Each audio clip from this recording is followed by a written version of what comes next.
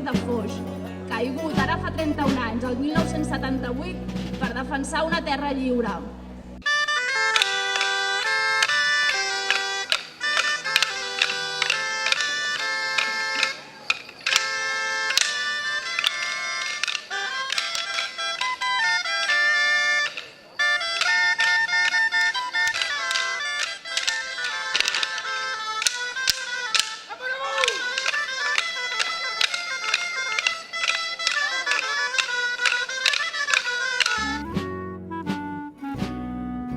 Quan a finals del 1975 mor Francisco Franco al llit, ja feia temps que, tant des de les regles del franquisme com des d'algunes de les sigles històriques de l'oposició, alguns començaven a preparar la transició. Malgrat els abrandats discursos públics al voltant de la necessitat de la ruptura amb el règim feixista i les crítiques enceses i desqualificatòries de la figura del monarca herència de Franco, les direccions dels principals partits de l'oposició, en veu baixa, començaven a parlar un altre idioma. Ni els que tenien menys esperances dipositades en el PCE i el PSUC no es podien esperar que, per tal de ser admesos al nou sistema que s'anava vestint, estiguessin disposats a renunciar a la república com a sistema de govern o fer-se seva la bandera espanyola representant dels qui van liquidar literalment a sang i foc les aspiracions del republicanisme dels anys 30 i dels que havien mantingut un règim feixista durant 40 anys. I si aquells que tenien la responsabilitat, perquè eren els únics amb capacitat d'encapçalar un projecte d'aquesta complexitat, no van voler fer-ho, no fou perquè no hi hagués gent treballant en aquesta direcció,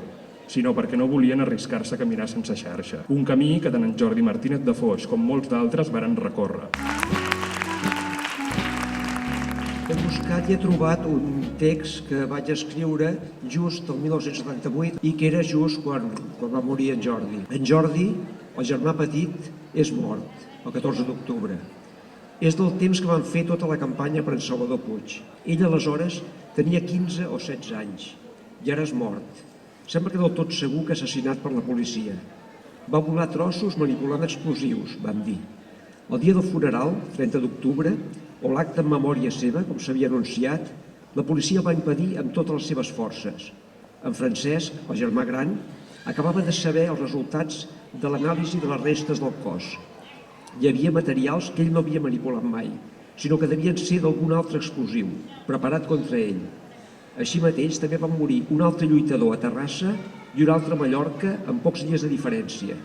Un sistema expeditiu. Com descriu el text, encara era normal que amb les armes el poder impedís un acte en memòria d'en Jordi, només 15 dies després de la seva mort.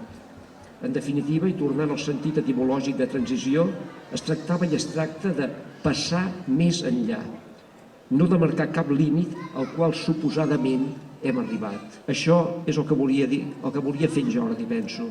Contra aquests límits lluitava en Jordi. I això és el que ens recorden els seus pares, Josi i Josep, els seus germans Joan, Francesc i Àlex i els companys del grup Endavant. Moltes gràcies a vosaltres per recordar-nos-ho. Suposo que entendreu que encara que hagin passat 31 anys és difícil per mi parlar. Parlàvem amb el Toni fa un moment d'aquells noms que en aquell moment no convenia recordar. Jo era el germà gran, el germà petit, el Toni, la Conxa, i parlàvem del Carles Soler, García Soler, fa un moment, del Josep Digon, parlàvem del Martí Marcó, parlàvem del Gustau Muñoz, parlàvem de Lluís Maria Xeinacs i de molts altres noms que segur que convé recordar i que serà impossible aprendre'ls i dir-los, però que segur que són aquella pila de noms que faran que aquest país sigui el país lliure que tots volem. Amb aquest amor extraordinari per aquest poble i amb aquesta ràbia incontenible per les coses que costa recordar. En tot cas, en nom de la família, moltes gràcies per recordar-lo i moltes gràcies per fer endavant. Llegiré una nota de la Carme Riera, la nòvia del Jordi. Amics i amigues, jo sóc la companya d'en Jordi. Jo volia estar en l'homenatge d'en Jordi, perquè me l'estimo, perquè vam compartir la vida, també il·lusions i mals de caps. Voldria fer-li un homenatge i explicar com era com a persona. Generós, impulsiu, després i bon amant de la vida. I també tossut, això és meu. Com no es pot estimar en Jordi? Companys, companyes, la lluita continua. Carme. Ja està. Moltes gràcies per la vostra presència en aquest acte d'avui. Us ho agraeixo sincerament. Gràcies. En Jordi el van assassinar i és un crim d'estat. En Jordi no s'ha perdut una manifestació perquè era el cap de moltes manifestacions i de cara a cara a la policia, ell sempre la cara descoberta. I havia estat conegut, reconegut pel davant i pel darrere la seva fesomia, el seu perfil. Quan el van ferir, va estar 4 mesos al clínic i mai sol. Sempre hi havia un canvi de parella de grisos, que un substituïa l'altre. Va venir un moment que en Jordi va sortir amb la llibertat provisional. Era a finals de març. I l'1 de maig ja estava la primera manifestació.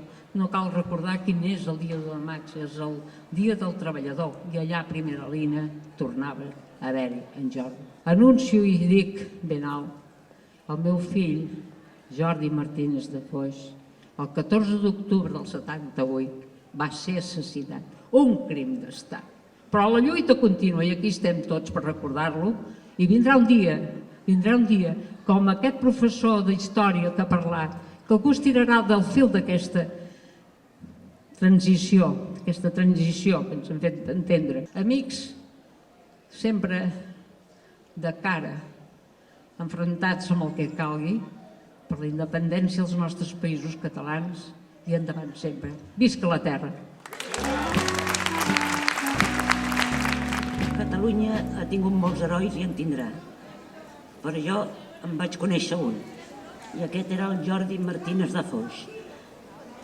I no ho dic tant per com va morir, sinó com va viure, i en dono fe.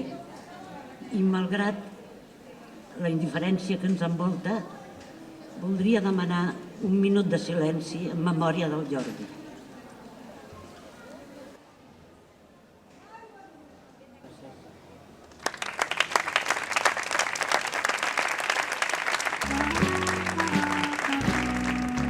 Si vols ser un home, mira, primer de tot, de fer el cap viu.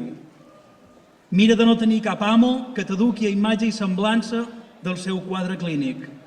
T'ensenyarà just que el mantinguis i que et colguis amb el seu mural rupestre, si és que vols que et donin el carnet de súbdit. El defineixen com un comunista i patriota català. Diuen que era un militant actiu, jove, d'idees revolucionàries, tot això i molt més, i encara es queden curtes. No es quedava de braços creuats veient com ens robaven llibertats, com empresonaven la nostra llengua i trepitjaven la nostra cultura. Perquè ens calen lluitadores entregades i no trobem cap millor exemple que ell, en Jordi Martínez de Foix, un exemple a seguir i a imitar. I ens tornarem a reunir cada any aquí a Sant Andreu per homenatjar-lo, intentant que la seva figura no caigui en l'oblit. Perquè una persona no mor mai fins que se l'oblida. Nosaltres tindrem el Jordi sempre present i en la lluita creiem que el millor homenatge que podem fer-li és la victòria. El nostre millor homenatge està sent mantenir la flama encesa cada dia, des que en Jordi ens va deixar, recollint el seu testimoni i estenent-lo a cada cop més gent. Que no ens aturarem per molta repressió, detencions, lleis de partits, prohibicions, retallades laborals o d'altres atacs que puguem rebre. Vam plantar, plantem i plantarem cara al capitalisme i al feixisme amb tots els mitjans al nostre abast, com ho va fer en Jordi. Seguirem dient a cadascú pel seu nom. I és per això que no ens mossegarem la llengua en dir que tots els partits polítics de casa nostra, des del PSC fins a Iniciativa, des de CiU fins al PSM, passant per Esquerra, el Bloc i algun altre, són traïdors. Traïdors de la gent i la terra que diuen defensar i representar. I lluitem on faci falta. Al carrer, a les aules, als llocs de treball, a les assemblees contra la crisi i en defensa dels drets dels treballadors i treballadores, darrere cada barricada contra la policia, per l'alliberament de gènere, defensant el territori, treballant contra l'especulació, en defensa dels drets de les persones migrants. I ho fem a tot arreu, i allà ens trobaran. A pisos com el d'en Jordi, als carrers, al costat d'en Gustau Muñoz, d'en Quim Sánchez, d'Antoni Villascusa, d'en Félix Goñi o d'en Guillem Agulló, al mateix cotxe que en Martí Marcó, o enmig de les muntanyes com en Joan Carles Monteagudo. Com valien companys, tornarem a lluitar, tornarem a sofrir, tornarem a vèncer. Per la independència, pel socialisme, pels països catalans. Visca la terra!